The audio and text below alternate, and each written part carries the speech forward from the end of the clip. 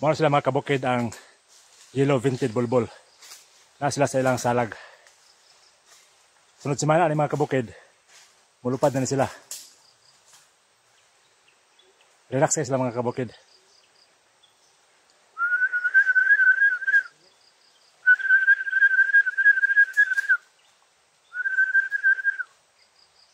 Karon taon-taon mga kabukid, bawagan silang ginikanan.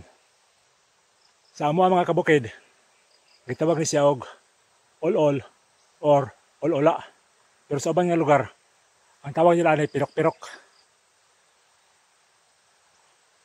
Gamay nila ko lang mga kabukid, makalupad na sila.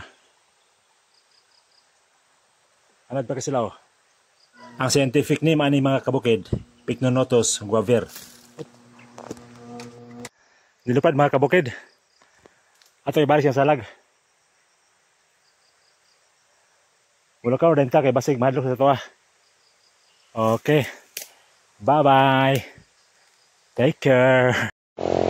Muna mga kabukid ang salag sa yellow vented bulbul.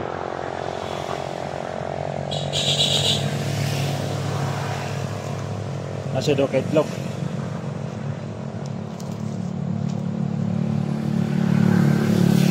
Karamo na siya.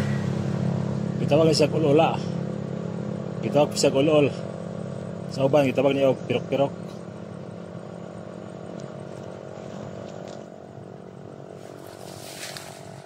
Doon ra kasi mga kabukid. Tagahawak ra nako ang iyang salag. Alas 5 sa buntag mga kabukid. Kaning mga langgama, mangmata ni sila ug mao ni ilang tingog. Pag-abot sa adlawan mga kabukid, movare ni ilang tingog.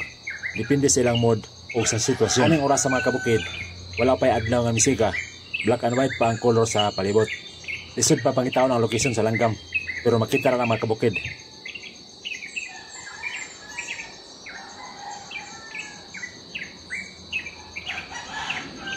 Kanang nasa tumoy sa araw mga kabukid.